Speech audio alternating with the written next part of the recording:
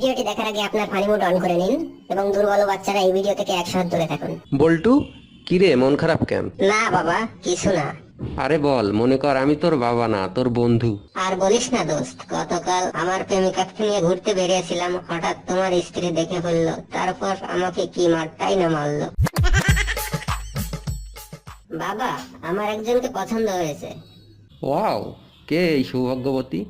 ওর নাম জরিনা, আমাদের পাশের বাসার আবুলের মেয়ে।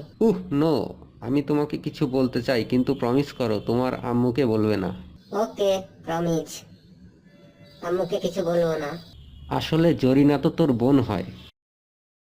বাবা, আমি প্রেমে পড়েছি, আর এই মেয়েটা অনেক হট। ওয়াও, এটা তো অনেক বড় খবর।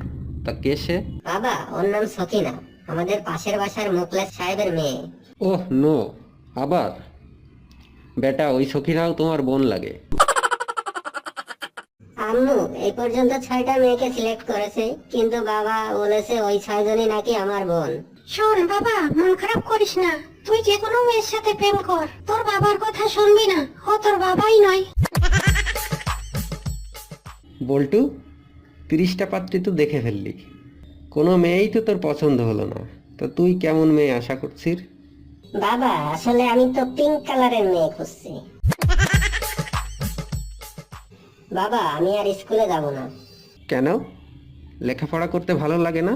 ঠিক তা নয় বাবা, স্কুলের টিচার কিছুই জানে না, সবসময় শুধু ছাত্রদেরই পড়া জিজ্ঞেস করে। বাবা জানো, আজ আমাদের ক্লাসে একটা নতুন ম্যাডাম এসেছে, সে দেখতে খুবই হট। ছি বল্টু, অমন কথা বলতে নেই। ম্যাডামরা হলো মায়ের মতো, তাদের সবসময় সম্মান করবি।